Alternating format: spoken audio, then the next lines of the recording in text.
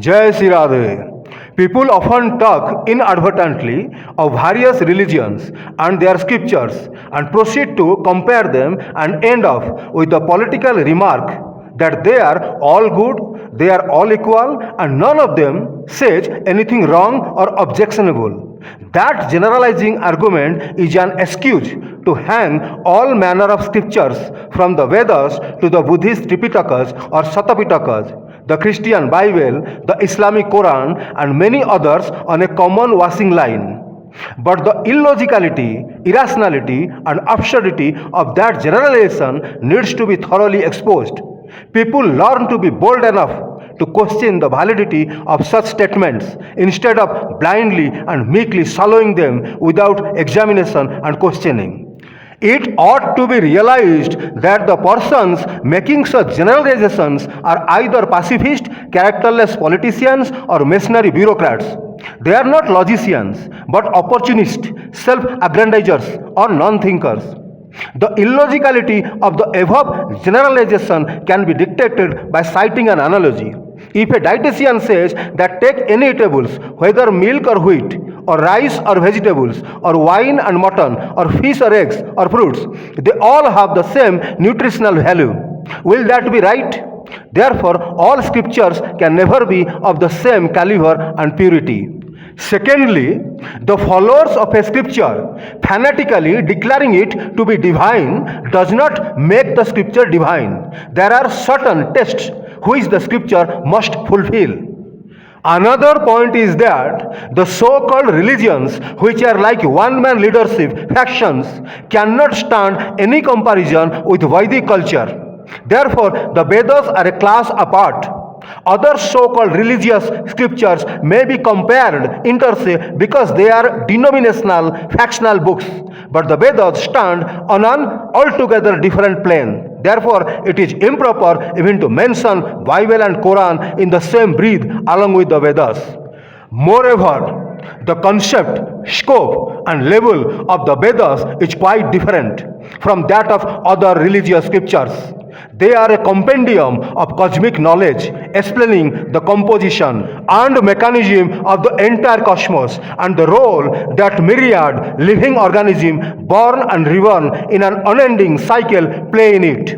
The serene, holy, scientific language of the Vedas is far different from the language of the Quran, for instance, which is full of hisses, curses, and threats of dire revenge. It is filled with bizarre instructions and principles. Also, the Vedas came at the beginning of the creation, while the Bible and the Quran came billions of years later. Therefore, a toddler of yesterday cannot be compared to an ancestral patriarch and paterfamilias of hoary antiquity. Yet another consideration is that in the Quran and the Bible, there is a total lack of any logical sequence or argument moving from certain premises to a certain definite conclusion. Their sources also differ. The Vedas were conferred on mankind by Brahma, the Creator himself, but the Bible was not even delivered by Jesus. It was compiled several centuries after him. As for the Quran, there was not any possibility of its coming through Muhammad, because according to all authorities, Muhammad could neither read nor write. How then could Muhammad note down the passages inspired in his mind while meditating in solitary seclusion inside a dark mountain cave? Therefore, the Muslim belief about the transmission of the Quran through Muhammad is unwarranted.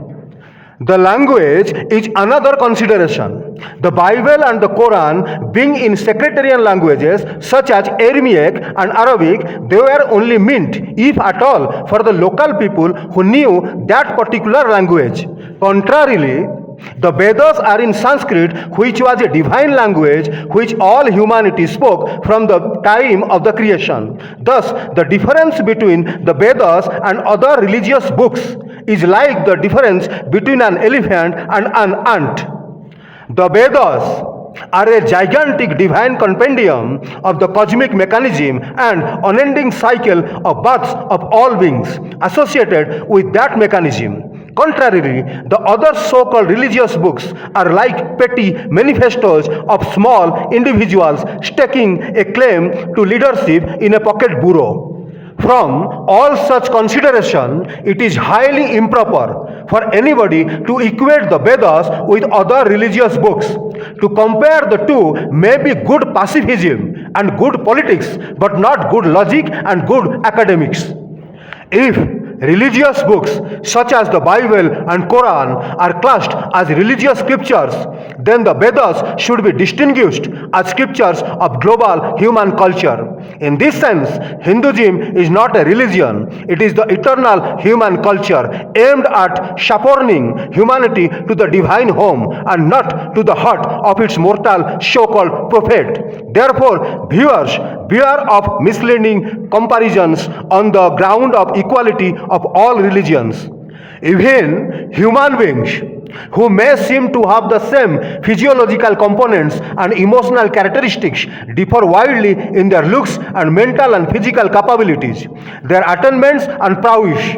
Therefore, in academic evaluation, the pacifist and nonsensical talk of the equality of man and equality of religions must be firmly and strictly ruled out.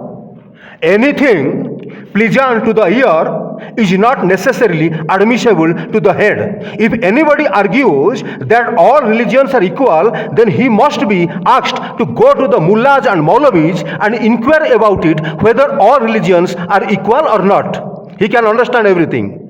So, therefore, if anybody says that all scriptures are equal, he must be pointed out three faults in his argument. Firstly, that scriptures made at different times by different persons in different regions, in different circumstances, can never be equal. Secondly, Hinduism is not a religion, and that the Vedas are no factional religious books.